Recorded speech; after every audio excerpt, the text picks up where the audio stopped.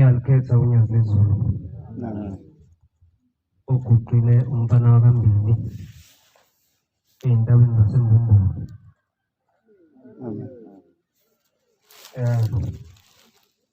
Ngibonga ithuba esiliphiwe ubaba uMshumayeli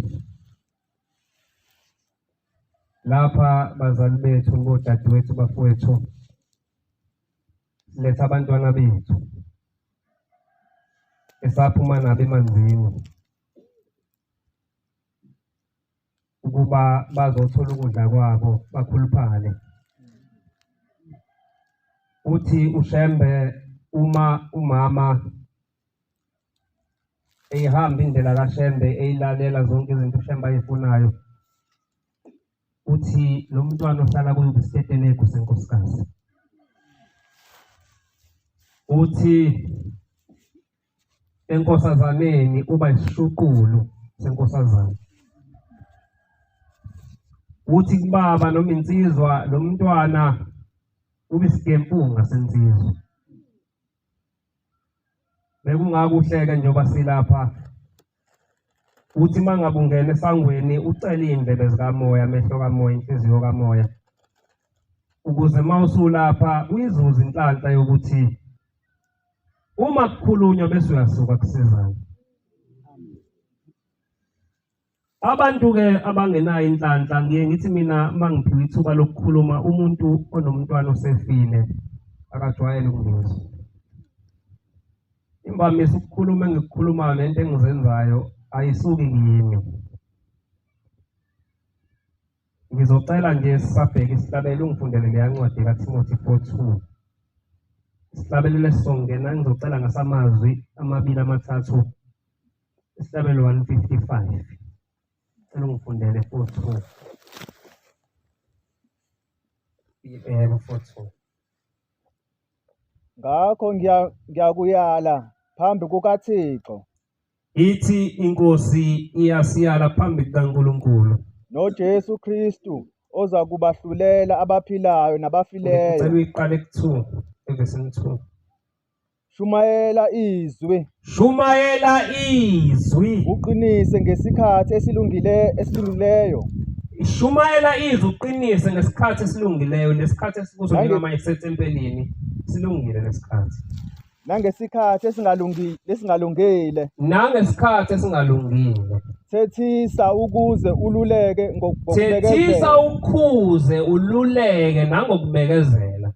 Nangokufundisa. Uphinde ufundise. Ngiyabonga abantu. Ngiyacela uNkulunkulu angiphe inkonzo efuna uyena. Ngoba kuyenzeka umuntu afike ethempelini ebhakisha ibreakfast yenkonzo igcwele. Athi ngizofike ngibatshele. Wena utshela ubani? Ithi le ncwadi asiluleke sikhuze ngoba ngikhuluma lento engizoyibuza manje. Ngoba kungenzeka ukuthi awuyenzi kodwa kufanele uyenze.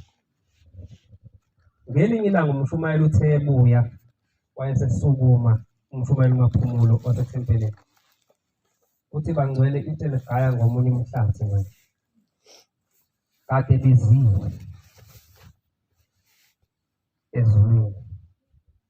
Uthi kwafika kwathiwa liphathe leli bandla engathi uphethe ibandla likayini elikababa wakho. Wathi ubhombela umthetho uyowufuna aze awufune ngisho emathandeni akho. Uthi-ke bangcwele namhlanje ngizokukhuluma lokhu.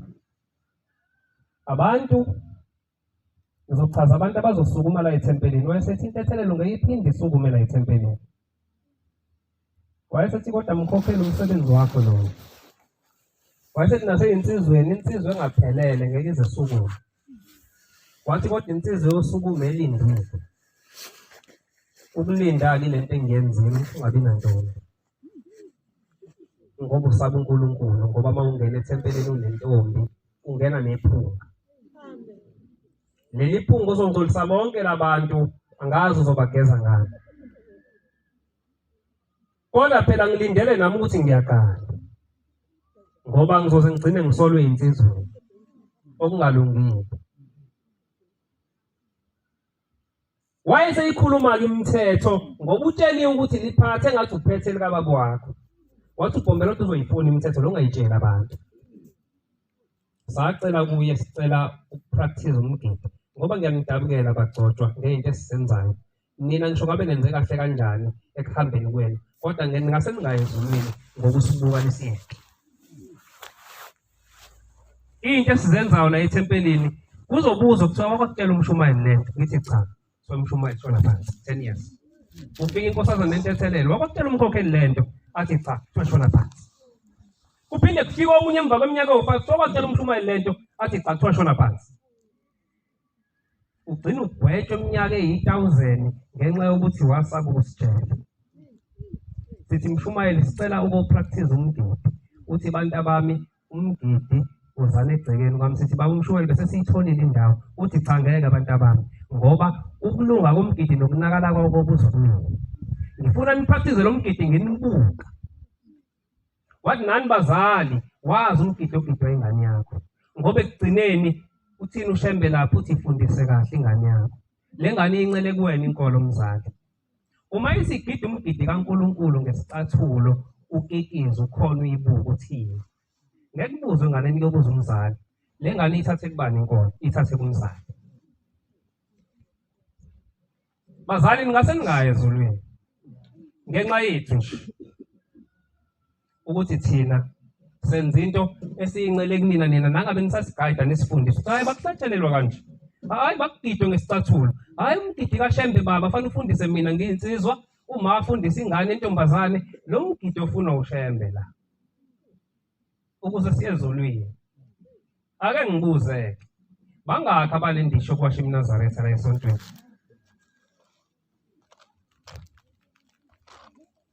Sizama ukwakhi ukuthi masamba siyalakiwa khona sifike singene. Bangakho abanendisho kwasha iMnazaretha?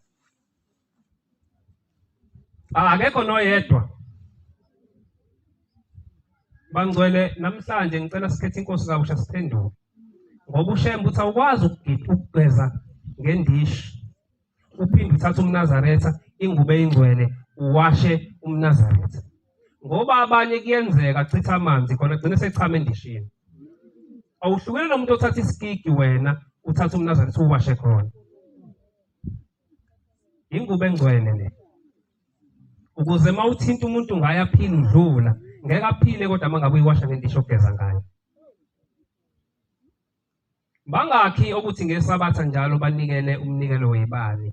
Bathi sikhanyisele oma bethu nokhulu bethu la bekhona ngoba sibazi bakephi. Bangakhi? Akekho noyedwa. Ngekholo bazali ngicela ukunitshela ukuthi manihambe emhlabeni nize nazi mawukwenzekile waboshwa. Ayikho ingane yokunaka ngoba anisifundisanga. Ayikho ingane yokukhanyisela ngoba nizange nisitshele ukuthi umuntu ongasekho uyakhanyisela. Kodwa masisukuma la sithi bazali bethu sizoqinisekisa ukuthi uMnazaretha ngekuphele emakhaya. Kodwa nize nazi manihambe emhlabeni kuyoba mnyama lapho nikhona indlela eniyoba mnyama. Ngoba nisifundisanga. Kodwa unenhlanhla umuntu namhlanje obekule nkonzo. Ngoba ngesabatho sezokwathi banizanikela. Themhleni siyikhuluma le ndaba. Ibuze enye into senginikele kakhulu kodwa kubuye impendulo. Bamphendula ngabalinda nje. Ngithe sengisukuma ngase ngithi hayi insizwa yakithi uyazinikela yini izibani ngesabatha njalo. Ngoba uthi uShembe makungakhanyi kokhokho bakho ngeke kukhanye kuwo. Kuzokhanya kanjani kwena kumnyama kubo? Wathi bantu abami ngithi njalo ngesabatha nonikele izibani. Kwaphela basitshelanga. Lenhlanhla uShembe wayitshala umuntu uyatshalwa kumina lento ngisensabalele ngiyingane emlazi. Kodwa namhlanje isekhona. Kwasuka insizwe ezansi lapha siyageza ithi ubani okhuluma ngezibani. Ase ngithi mina mfowethu. Ithi wemfowethu. Hey, kukhulu kubi iNazaretha ngoba uyungezwa. Usutsheliwe. Uthi mina uma wami uyisangoma ngwaseMpumalanga mina. Wangibiza ngenye ilanga evuka ekseni. Wathi mntanami kade kufika uShembe wenu lo oqala. Uthe angize ngikutshela ukuthi wotshela amaNazaretha ukuthi njalo ngesabatha awonikela izibani akhanyisele okhokho babo ukuze kulunge izinto kubona. Uthi kodwa namhlanje ngaze ngiyinikele kwamina ibani futhi angaze ngiwatshele lawo maNazaretha. Kuzokhanya kanjani kuwena ungakhanyi kokhokho bakho? Makushaya uthando ushaya u3000. Bayabuka babambelele bathi niyambona lo.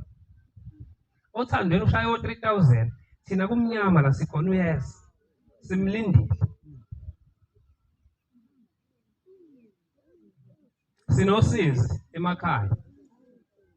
Bangakhi ukuthi ngenyanga ngosuku lokuqala lwenyanga bahambe baye ethempelini baye imisebenzi asemakhaya bayosebenza umsebenzi kaNkulunkulu nangosuku lwesikhombisa lenyanga.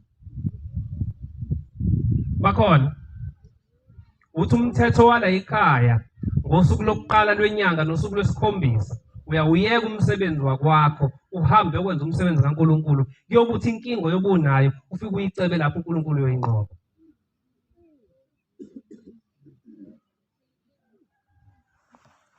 Ngilandela ngemuva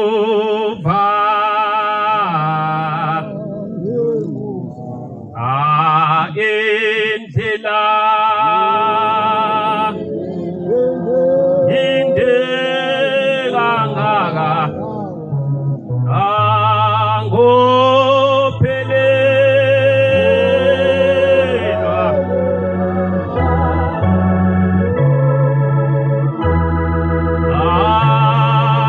okuya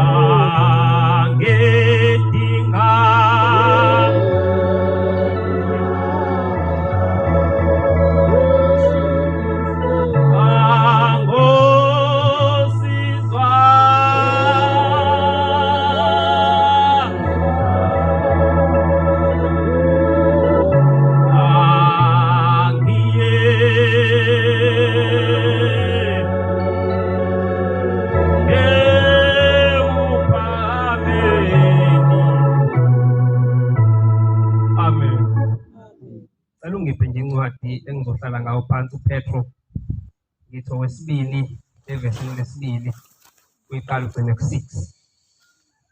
Bangakho ukuthi Mike 14 akhipha ishumi abalingani zakhe zeyintombi athi baba ngicela lengane le ungakhela ingane yami yesibili ngaleli shumi ekuyokuthi baba makufika isikhathi sokuthi ingane yami ibone umhlaba umuhle bese lengane ize kuwena Shembe le ilishumi ifike icela ithi inkosi angisathanda ukuhlala emhlabeni ngicela ungikhumbule ungibuyise.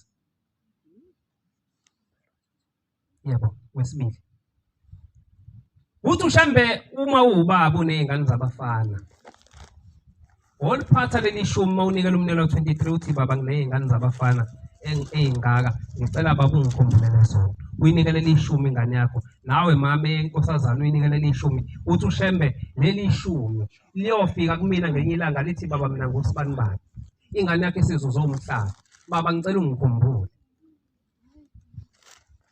angazi kodwa siyakhumbuzana funde baba Petro ya owesibili 2 evesini lesibili ya qale 2 evesini lesibili Yepha kwakukhona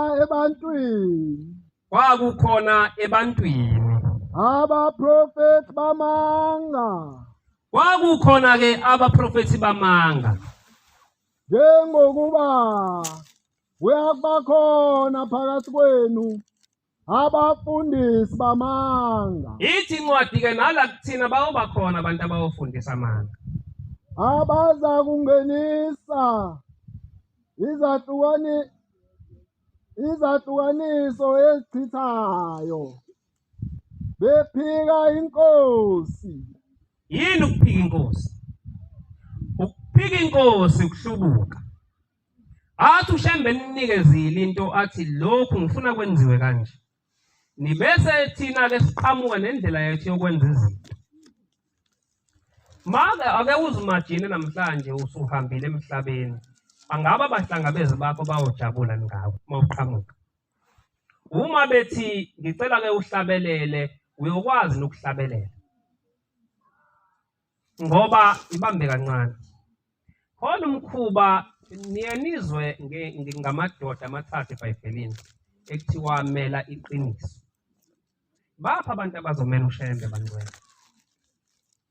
Kwadlalwa ngevangeli likaShembe sikhona. Sebefikile abazofundisa amanga. uShembakazi athi sikhiphile sihlabelele ingoma zangaphandle. Sibuye thina siyibuyise. Ukuhlubuka lokho. Mina ngiyama eqinisweni ukuthi iningi lithini mina ngiyama. Ngoba ngifuna ngaleza izinsuku amazwi enkosi la ngathi mesevuka ethi waba khona mntana wangimela. Ngoba wakhuluma wathi khona abantu abezayo. Uthi laba abantu babe behlakaniphe bakhulu benolimo. Ithi bayofika nendabuko yabo. Kuyokuthi konke uShembe akuchithile banibuyisele kuko. Sakhisho uShembe emabandleni. Usebe walivula nisango lokuthi asiqale phansi sihlabelele ingoma zangaphandle la esontweni. Size sidanse la ithini ingelosi. Cha ngithi ngikubuze lokho. Kodwa ngithi bazali uma ningame eqinisweni niyoboshela ukuthi nama nabukela nathula. Ngoba kuthiwa ngelinye ilanga kwafika ama-Soul Brothers efika ngithi ama-Soul Brothers ayekade ephesheya nganoma Black Mambazo noma Soul Brothers yini. Bokhumbula abadala. Afike ebuhlena kade ecelile enkosini ukuthi ahambe ayowina la yakhona afika wina ngempela. Abuye isithi inyanga yezulu ezobonga asisanisukume ningikhombisa ukuthi benenze njani lade nikhona. Basukuma bashaya into zabo badansa sukuma naye abalingisi. Ungabojwayela ukubukela yonke into kuShembe meyenza ube suthi nawe uyayenza engashongo ukuthi ayenziwe. Ehlukanisa. uShembe enyokeni uke wawufunda umthandazo ngopast 2 elindisile. Kodwa ngeke sithi sesofunda ngopast 2. Futhi khona into ezenziwa uShembe kuphela. Ukungawufunda umthandazo kwenziwa yena uShembe kuphela. Kodwa siyakwenza thina sithi hayi siyokuhlabela umshumayeli. Sicela ungawufunda umthandazo ngoba sifuna kushumayela abantu abaningi. Khona into eyenziwa uShembe kuphela kuleli bandla. Ngisho ukuhlabelela ingoma eyathi ngiyamazi umelusi, yamazi umelusi. Yahlathelelwa yena kuphela. Uyazi wenzani yena. Sesiqambe zethu thina. Siphinde sizodansa ngazo la. Inkonzo yesabatha ngithi inkonzo yesabatha ifike kungenwe kancane nje ngulungu zoqhubeka. Ifike ingene ivalwe. Eyasekuseni ingene yasemini. Ivalwe bese kuyanikela. Ukunikela kuyinkonzo. Naye idinga ukuvalwa mase kuqediwe kuphelezelwe izicelo. Lezi izicelo ziphelezelwe ngomthandazo. Muva nje kunede kuthiwa kunikele kuthiwa ayasishayela uthando sinikele nezicelo kodwa sekushawa enye into engingazi noma ingilosi iyayimukela yena. Mhlawumbe isuke ingasekho. Bazali bethu sicela ningathuli. Ake nibo Abednego noShedrak noMeshaki ngoba niyobonga ngalezi izinsuku. Athi mayesukuma lenyanga yezulu yasukuma yalingisela labantu ababekade becelile bathe mase namanazi sukuma nayenza ngithi abona uShembe adlala nawo kwamnandi kwahamba kodwa kuthiwa kwadlula izinsukwana kwaqhamuka umbiko ukuthi amanzi afuneka wonke ebuhleni. Mayefika ebuhleni kuthiwa necala ngoba nidanse ethempelini nigqoke ingubo zikaNkulunkulu nadansa. Yadanswa manje. Ngisho singcwaba iNazaretha sithi siyomasha ezulwini. La ethi umfundisi umadlala mina ngisho angathini umuntu iqiniso ngizolimela ngisho ngalifela. Vele ngamhlula umthakathi kwenye indawo sekubhilitiwe kwathiwa khona umthakathi ngathi mina mangimele uShembe uyohluleka wahluleka ngempela ethi ufuna ukushaya ingane yami wahluleka umthakathi ahlulanga mina wahlula uShembe wangipha uShembe umsebenzi la ngafona mina ngathi ngicela umsebenzi ngoba ngangikade ngisebenzela yena wangikhulumela ukwazi ukuthola umsebenzi ngokufona nenkampani ucela umsebenzi cha kodwa mina wanginika ngoba ngangimele yena sebeyishilo bathi hayi lensizwe ingozi kabi inenyanga yaseBackville izokushaya iqede wahluleka enganeni yami wahluleka kumina ngoShembe lithi icala ke hlawulani ngoba nidansa ethempelini ingakanani inhlawulo esoyihlawula njengoba sidansa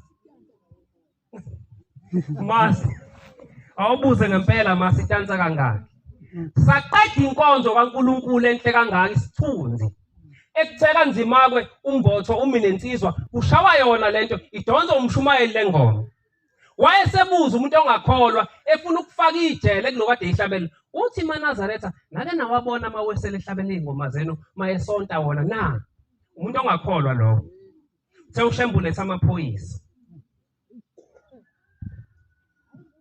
angazi bangcwele siyapi mangase kuthiwa uyohlangana noShembe kade uyibukela lento usuhambile emhlabeni awuyimagine ukuthi uzojabula ngawe noma uzokwenza njani noma uzovela bheke phansi nangu umfundisi ohambile emhlabeni engengimusho uthi wathi ehleli wezwa ukuthi gqi emva kwakhe izigi wathi uyabheka khona umuntu ohambayo uthi mayeselele ipasofe nayo lento ngokuxoxa mhlawumbe ngokuphinde ngibone uthi mayeselele iyafika inkosi ithi inkosi udidwa yini umfundisi uthi baba ngizwe izigi emva kodwa ngathi ngiyabheka ngangaboni umuntu ithi inkosi hayi bewaba sezulwini laba bephuma ethempelini ngoba wena uhlabelela ingoma engayona yala ekhaya uze wahambe ngalithethile lelo cala buka ngakho sibakhiphe emathempelini abayingcwele ngokuhlabela lezi ingoma esezimnandi kangaka yayisibhora into kaNkuluNkulu enhle kangaka wayesikhiphelaani kanti kuyona mezobuya athi siphindele kuyona kudle ngiqale phansi baba qhubeka ngakho bephika inkosi ukuphika inkosi lokho siyamphika uShembe abathengayo bezehlisela ukuchitheka okuza kufika masinya abaningi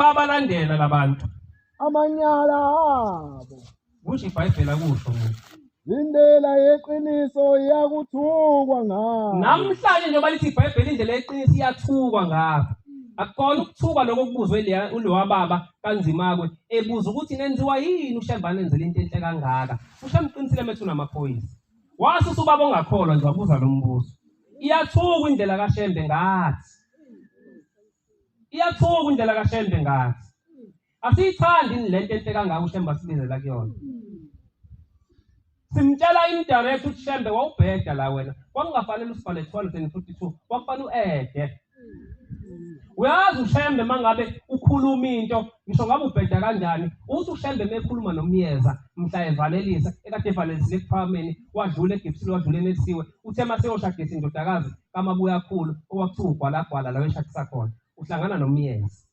umyeza ukhuluma lento uShembe vele ahambe yisho ukuthi uShembe wodumo useyahamba uthi uShembe imamyeza ukuthatha lokukhuluma uthi umyeza ngitshela umoya ingcwele uthi akusiyo umoya ingcwele nokutshelile kodwa umoya kaSathane umoya ingcwele uyayibuka into bese uyathula awuvele ukhulume njengoba uShembe senza yonke lento phambi kokuthi nimbone ethula hayi ngoba eyithanda ingoba umoya ingcwele ethula noma uyibona into irongo uyathula ulinde ngale kwethuna ukuthi ngikubuze qedela baba phansi ngokufisa imali ukuphanga imali lokho kusenza yonke lento bakuniphathisa okwempahla ngamazwi obuqili balokuqila abantu bathi kusho uShembe hey uma kuumzali wakho kwakhuluma lento wathi uShembe uthe sesingayihlabela ocupha ngomnikelo ohlezi umcelela into ethelele ngensuku zokugcina ngoba uthe kwasho uShembe ukulahla kwabo kwamandulo akulibali. Awungele la ethi mhlambe uNkulunkulu engayenga ingelosi niyoniyeka kanjani. Khona la isho khona kanjani. Uma uThixo engayenganga izingelosi engazaka yeke ingelosi ngokona ezonileyo kepha iziphosa eGehere emaketangweni obumnyama. uNkulunkulu wakwalahla ingelosi ngokona. Jomba baba uye 21. Uyithi le ncwadi uNkulunkulu walahla ingelosi ithi mayibuza nina nganiyeka kanjani. Khona senithandile. Ayingakwazanga ukuyeka ingelosi sezonile. Wayithathwa yilahla nazo. Abantu abakhulu ingelosi. Thina ngasiyeka kanjani? Ukuthi kubi lento ngoba ngeke ishaye thina nina abazali bethu iyoshaya thina. Sekuthiwa usuboshiwe, sekuthiwa wawenzana ethempelini, wawubukelana ethempelini, ubese uzofaka usizi kumina ngoba uphiwanga ithuba lokukhuluma. Ngokuba wakulungile kubona ungayazi indlela yokulunga. Kwakulungile ukuba ningayazi indlela yokulunga. Iqiniso nje singalazi lahlelo. Kunokuba kwenzekeni. Kunokubuya emyalweni ongcwele. Kunokuba sishiye umngcwele. Abawufundisayo. Esafundiswa. Lapho sebeyazi. Sesilazi iqiniso salishiya iqiniso ya 22 baba. Saphindela entweni esikhishwe kuyo. Kepha kubehlele njengokulingisa oqinisileyo 22 lawo. Amen. Qhubeka nje. Wokuthi inja imalasi ibuyela ematanzweni. Ibaba. Indle ikhipha imalasi ifikithi. Ithi akuhlukile nokwenza lonke iphindele entweni yakhe. Ithi nathi senza leyo nto. Sikhishiwe entweni kodwa siphindela khona. Siyalibulala ibandla likaNkulunkulu. Ngicela size sazi ukuthi into engiyenzayo engiyitshala kulabantwana abancane boyenza. Iyona into engiyokhululwa ngayo mayinhle ezulwini kodwa futhi yonke engiyocindezelwa ngayo. Ngoba ingane ithi mina ngibamba into engayifundiswa ubaba. Sike sabiza omunye ubaba sifunde umgidi egcekeni lakhe. Wasibuka iminyaka wasethi bantu abami ngifuna ukunitshela lokho. Lo mgidi enogida akusiwo kaNkulunkulu. Asesilalele. Uthi bantu abami ngake nganentatha ngiyonikela. Wafika omunye umama ezocelela umyeni wakhe ngibamba Nkosi. Uzocelela umyeni wakhe intethele. Sithi Nkosi uThixo umyeni wakho ngiyamthethelela. Kodwa esikogweni kuvuka abantu abathi nabo balahliwe ngalo mgidi abawufundisa umyeni wakhe. Okuchaza ukuthi umyeni wakhe akanantethelelo. Ngoba namanje usajuda. Uma mina ngifundisa izingane ukuthi la kuye kuthiwe kuyamahle ezulwini. Nize nazi ukuthi mayifundiswe yimini. Ziyoyihlabela into ngisho ngingasekho kodwa kuyobuza kuthiwe uthi uzomcelela intethelo lisevele ithi ngalahlela ukuthi ngafundisa abantu ukuthi kuyamahle ezulwini ethempelini. Ngalahlelwa lokho bese ngenganeni yami ngithi intana ngicela ngicela intethelo lifike ithi Nkosi cha. Kukhona abanye nababalahlelwe leyo nto. Ngeke ukwazi ukuphuma nabo bathi ngeke udonswa yibona bakudonsele phansi. Bathi nathi silahlelwe lento esayifundiswa wena. Ngoba umfundisi uMadlala uthe ehambile emhlabeni ngo2006 uyabuya ngo2008. Uthi ngihambe kahle kodwa iyodwa into engiyithile. Ngifica amaNazaretha engingawazi nengikwaziyo azi indimbana sacisha afana ngishona nezihlahla sababona abanye abantu. Uma ngibuza ukuthi nihlaleleni la ngoba yena ubedlula bemhlangabezile abahlangabezi bakhe. Bathi laba bantu into edala sihlalela ingoba sihlatshelelwanga ungenkungahambi. Uma ke sesithi siyomasha ezulwini sibashonisa abantu. Inkosi kusene kuswele.